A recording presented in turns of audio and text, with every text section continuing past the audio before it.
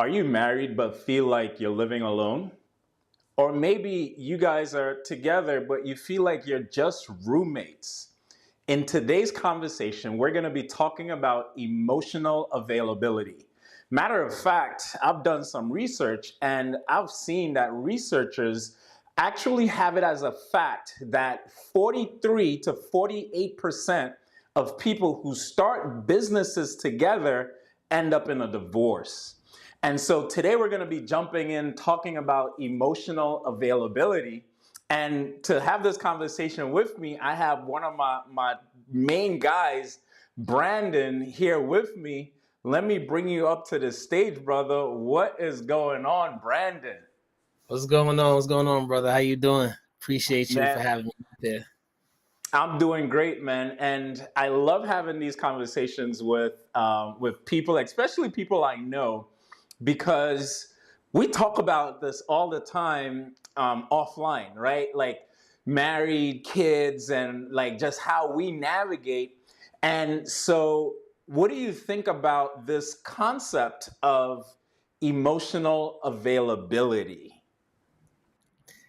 It's rough. My definition of something I personally struggle with. Um, I've been there but not there, if you know what I mean, right? Yeah. So I'm a person that don't really like to show. Or I've been told, I've been not being able to express my emotions much, but you have to express your emotions not just for yourself but for the other person as well. Like I've learned it's like a language, a love language. Everybody knows love languages, right? The other person has to see that you understand or they're doing something they understand. So expressing your emotions and being there for your significant other for others emotionally that's something very, very key in a marriage. And that's something I'm learning a lot over my 7 years of marriage. It took me a Mm. while to learn it because that wasn't in my personality as a kid, just as growing up as a person. But being able to communicate with your partner and being able to have this marriage, this relationship, this bond successful, you have to Yeah. open yourself up. You know, it's something I literally just posted on social media that you go through 16 years, most people go through 16 years of mandatory schooling to get an education that prepares them for work. And you go through 40 hours of driving with someone, and then do a test to get a driver's license. But you could show up to Vegas hungover, drunk with two hungover people that's looking as witnesses and get a married license. Like, to me, that's crazy because there's no education, there's no guidance on being married on something that has the potential to disrupt the entire society, right? Absolutely. And you know what you just said with, hey, after 7 years of learning, or 7 years and figuring out I got to be able to share my emotions. What triggered that for you? Oh man, that's the big question. What triggered it really is seeing my significant other complain, not just complain, but go through certain phases that affected her and our relationship, and me looking in the mirror and realizing, all right, you're the problem. You're not doing this or you're not executing in order for her to grow as well. So it's Mm. not just about me growing. I have to execute for her to grow as well. So recognizing I got to be a better person, and at the end of the day, you got to grow, you got to change. Just because you were like this 10 years ago and it may have worked for you, you're no longer in a relationship by yourself. Bro, You're hold with on, man. somebody else. Hold on, because I think that's a really deep thing that you just said. Because when most people, they try to not lose themselves in a marriage, right? They so when you try to not lose yourself in a marriage, you're trying to hold on to who you are, but you're saying that for you to grow, you gotta let go of some of who you are. Yes.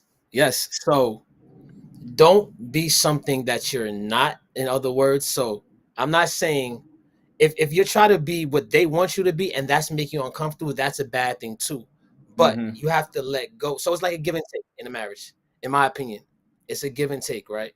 We're trying to make each other happy to be able to grow together. It's not just Hmm. I want it my way, you want it your way, right? So even if you're giving, you have to be happy giving as well. If you're giving and you're reluctant and it's hurting you, that's not good. The Yeah. point is for you to be happy to make her happy. The point is for her to be happy to make you happy. So Yeah. yes, you have to be able to give a little bit away yourself in order for you guys to grow together. But that's making you a better person. We're talking about give away the negative, the bad. You know what I'm See, saying?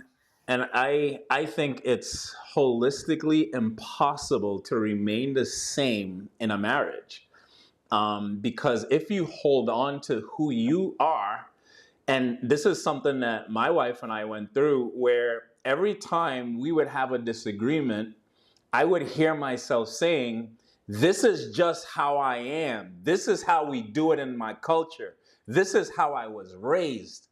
And one day I was just like, bro, it's how you were raised that's the reason why you're going through all of these same things, right? And so I had to be able to divorce who I was and what those things were for and create a new culture, create something new with my wife that was now a culture that I didn't feel like I lost myself. I feel like I gained myself because I gained a second win to do something and create something great, which is the vision.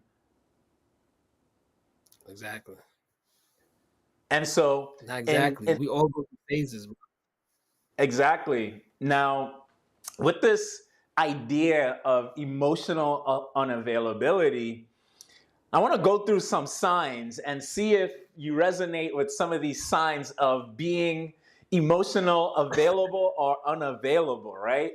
And so, I one of the signs of being emotionally unavailable is constant preoccupation from work to the relationship. So even when you are not working actively in your office, you're still working. And so there's no real switch from work to home. What's your thoughts on that? as a business owner, as an entrepreneur, that's a big struggle. As a married business owner and entrepreneur, that is an extreme struggle. I feel every man goes through that. Everyone. 10 out of 10. And it's hard because as an entrepreneur, you eat what you kill most of the times, right? So you got to be 24 hours thinking. If you're turn the laptop off, you're laying in bed, but you're still thinking about tomorrow.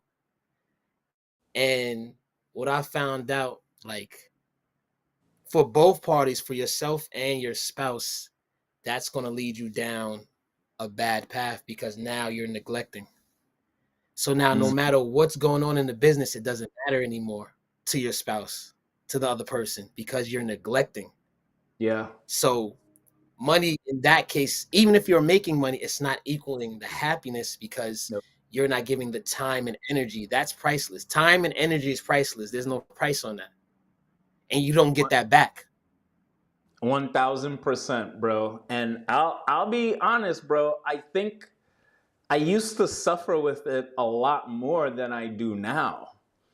And one of the things that really helped me in this area is really breaking out from Sunday, knowing exactly what I'm going to do for the entire week, not only with work, but also with my family, with my wife. Having those things on the calendar has allowed me to know and be able to train my mind like a dog and be like, yo, sit, come back, here. Because what I'm thinking about, I already have a time slot to be able to discuss, to think about it, to go deeper on it at a certain time in the day, right? Like, and I think the difference with me and a lot of people is I literally have time on my calendar to think. right? Like I have time in the morning to think where I'm not busy just doing things. It's like, yo, bro, sit and think. And that allows me to be like, Kes, you got thinking time. So you could be present with your wife and not feel guilty that you're not working on these things. What do you think about that in terms of training your mind like a dog to do something because you know exactly when it's going to be taken care of? Yeah, it's all about organizing your life. Like the billionaires and trillionaires, they have their life organized. Whether it's time to just sit there and do nothing, it's scheduled out. I'm going to sit there and do nothing. Whether it's time to sit there and do work.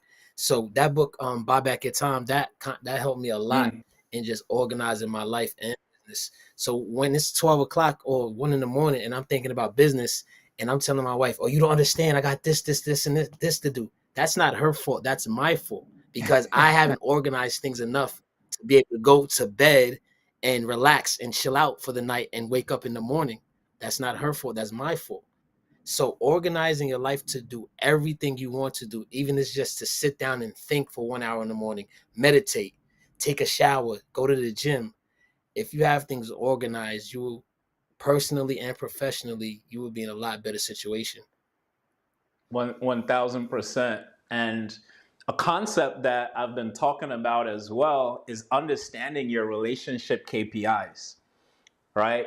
Just like in business, we know exactly how many leads leads to how many conversation that leads to X deals.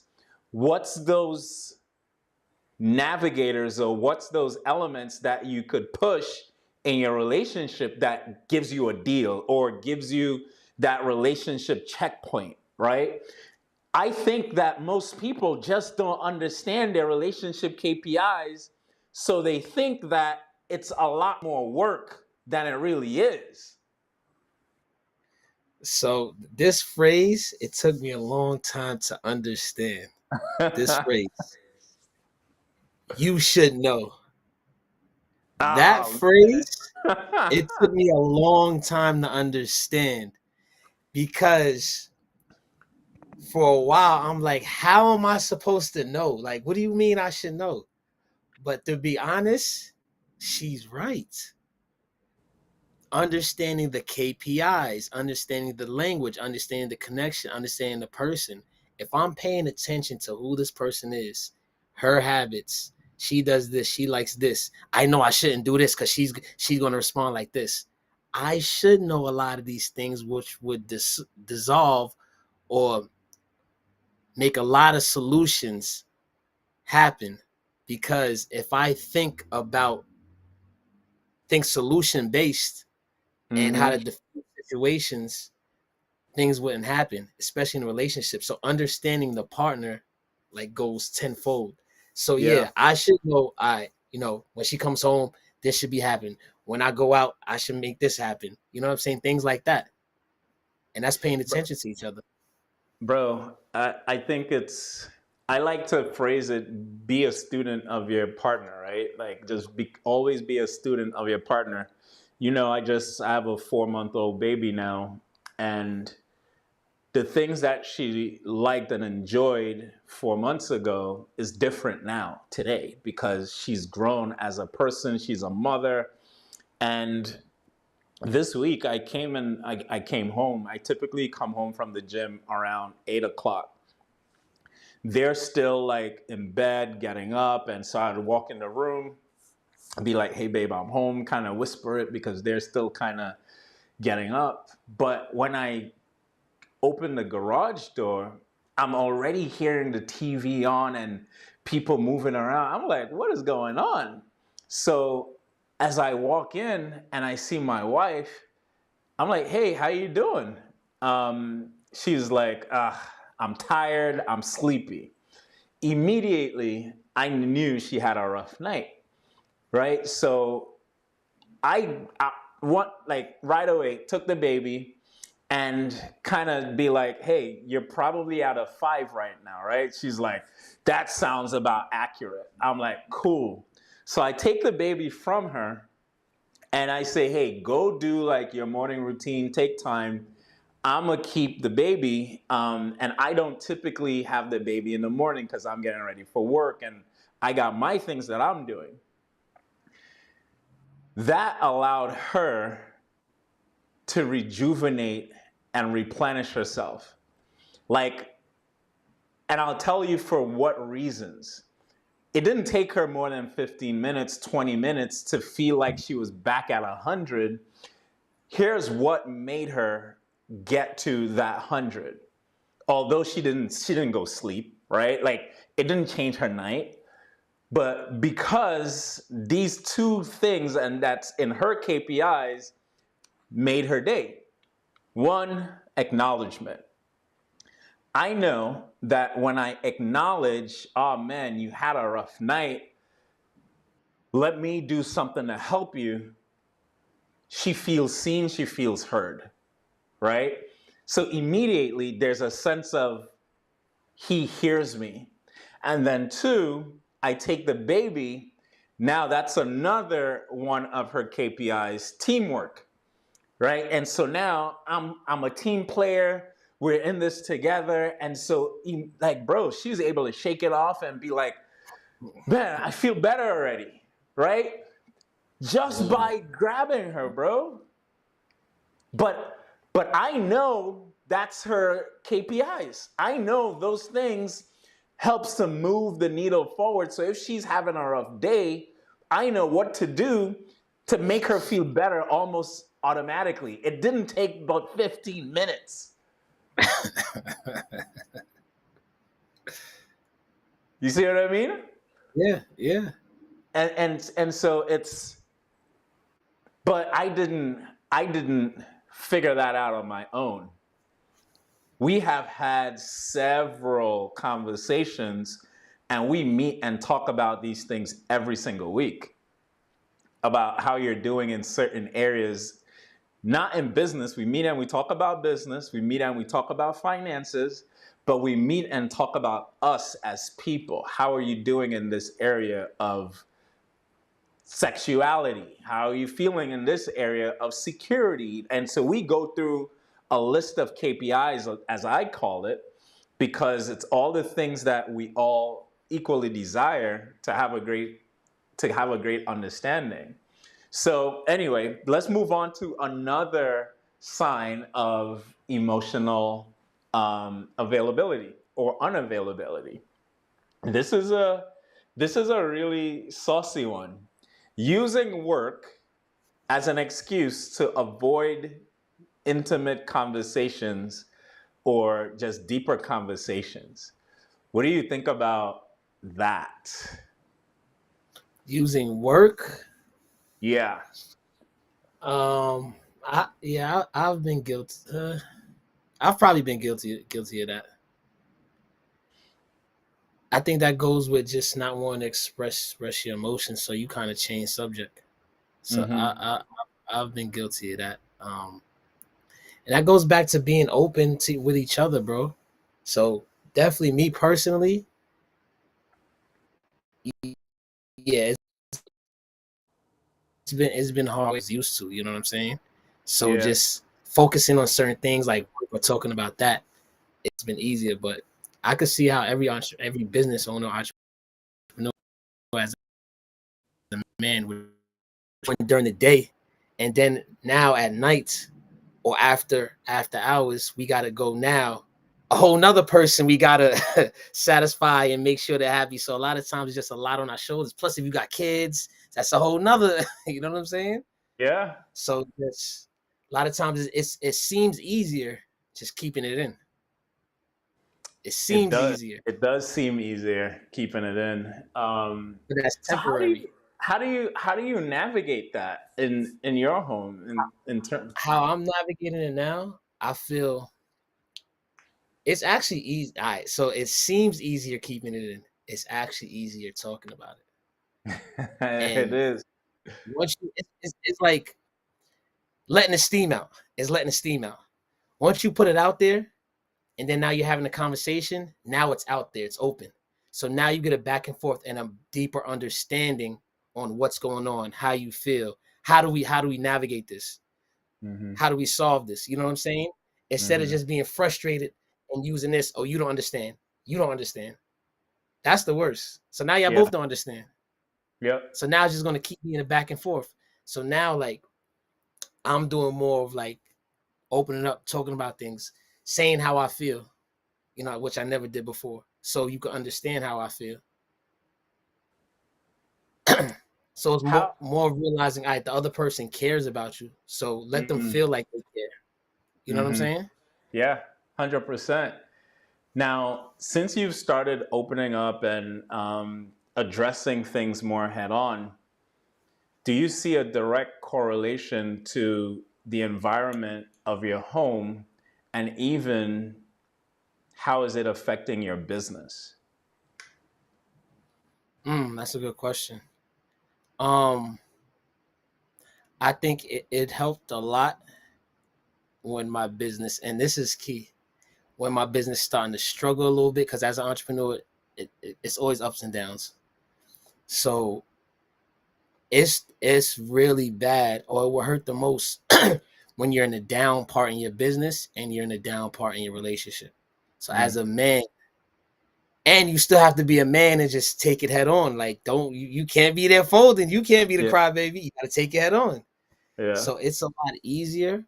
And that's when I really realized like I gotta have this person on the same page as me, because if not, I'm gonna explode. You know what I'm saying? mm-hmm, So I think it's easier when now you're more open with your partner, as I was. So she's understanding what's going on and understanding, yo, I'm hurt too. Like I know I don't look like I'm hurt. I know it yeah, don't look like it's bothering me, but stuff is bothering me. So that was a big thing in my relationship a long time. So when stuff is bothering me, I could be at the point where I'm depressed, no one would ever know.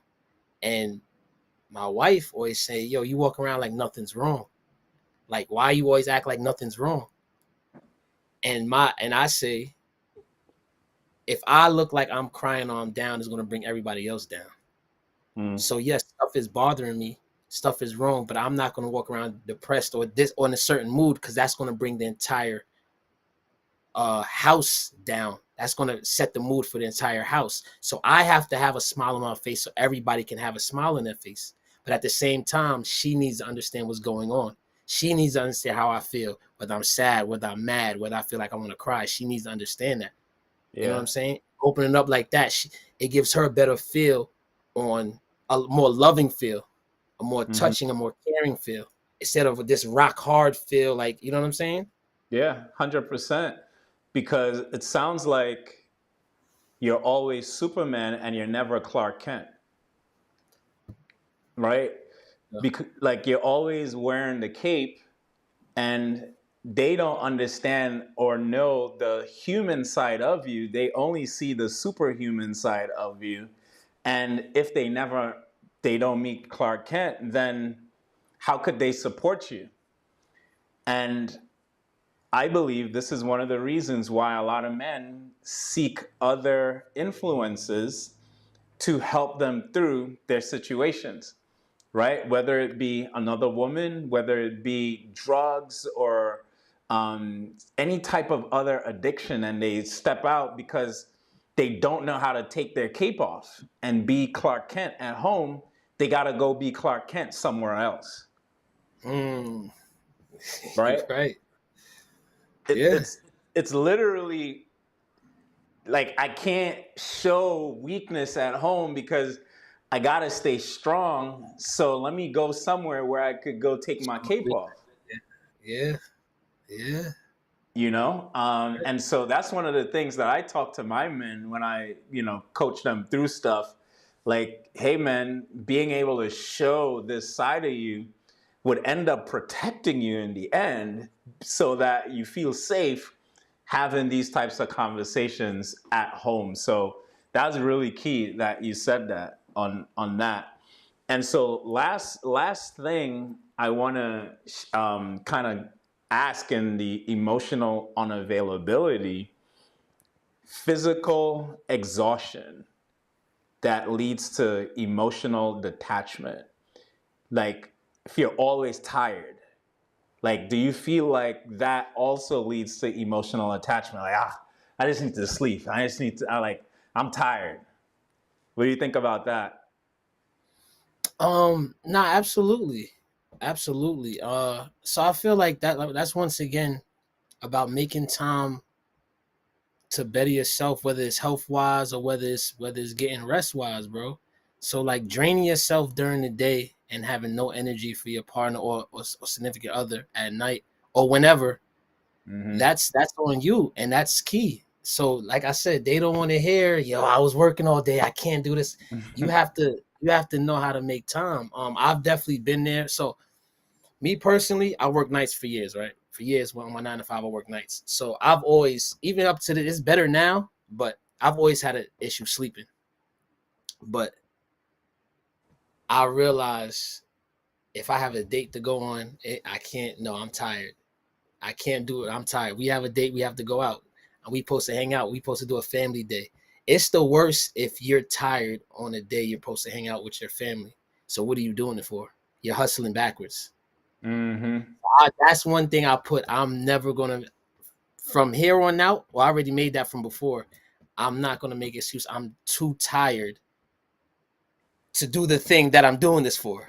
Yeah, that just don't make no sense. That Yeah. makes no sense. I'm doing something absolutely wrong. Yeah. 1000%. Well, dude, I'm so glad that you've had these revelations because, like you said, it's hustling backwards. Because It's on my hustling. 9 to 5, I used to see dudes work all these hours and have no time for their family. So in my head, I was always thinking, bro, I don't get it. Yeah. Like it's like, oh, I'm just doing this so they get to college. So you're gonna miss 20 years so you could pay for college and not get to grow up with your kid. I don't understand this, bro. I don't See, get it. and as entrepreneurs, I'm really careful about this because, like, if David or my daughter were to come right now, I would literally stop while doing this interview and talk to them.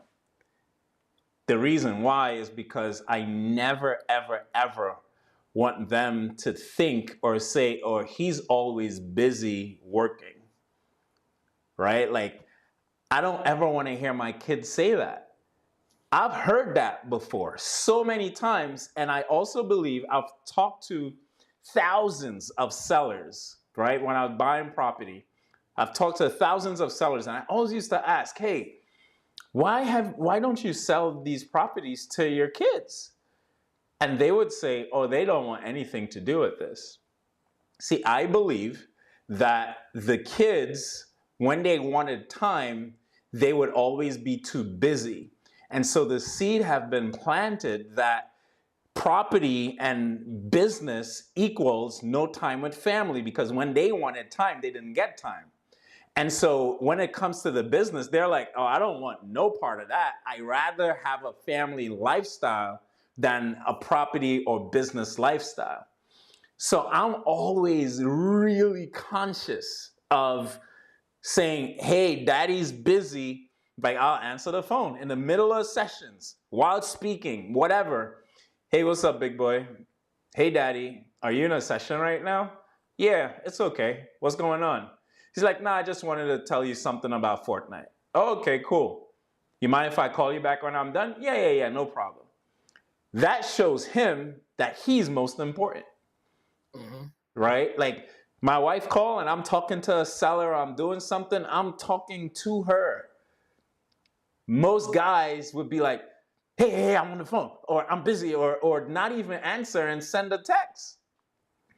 That shows that work is more important than them. That's what they receive, that's how they feel. So when it comes to leaving to go somewhere for work, they're upset. Because here goes this thing that keeps pulling my husband away or my father away. So they're not supportive, versus if it's the other way around where they're supportive and because they know they're first. And so it's like, oh, shoot, no problem, babe. You should go, right? That's what I get at home. My wife, in a heartbeat, is super like, babe, I really think you should go to that thing. Like, Bro, I was in Dallas, Texas, not even a week after my daughter was born. Mm. Like, where is that level of support coming from? It's because of she always knows that she's first. Always. Bro, the greatest thing going into entrepreneurship and business is right. I have, and I didn't even purposely do this. I created time to do everything I want to do with my family if I want to do it. Mm-hmm. I pick my daughter up, drop off every single day. I don't miss any school events. I have it in my calendar around my work schedule. Pick up, drop off. After Mm-hmm. that, help with homework. I have it in my schedule. You know what I'm Beautiful. saying? That's beautiful. Every weekend we hang out, unless I have to go away to in events or anything. But every weekend we hang out. During the week, if we have time, we hang out. But she's usually doing schoolwork. She'll come to the gym with me if I need it. If she want to come to the gym with me, like I created all the time in the world, bro. That is so beautiful, bro. And that's what we get to do because we're prioritizing, but we're also scheduling, right? Like you got to schedule your priorities. You can't try to make the money and then say, "Oh, I'm gonna prioritize this later." It doesn't work like that. You got to schedule the priorities now, and that's what I hear you say. And so even though it's still navigating some of the emotional availability, I think you're doing a phenomenal job in being present and being there and continuously being a student of your partner. So thanks for having this conversation with me, bro. Any final words as we wrap up? Um, yeah, make sure. I know we running the business. I know we trying to make a lot of money, but remember what we do it for, and what you're doing it for. Put that first. You're doing it for a reason. The money isn't first. Put whatever you're doing it for first, and if you follow that path, you're gonna be successful. Bro, thank you so much for being here. And guys, I always end every show with this. This was a powerful show. I think you should definitely rewatch it and get more of the nuggets that was shared, that Brandon shared, that I shared. And I gotta leave you guys with this. Success without fulfillment is the ultimate failure. Catch you guys next tomorrow at 5. Peace. Later.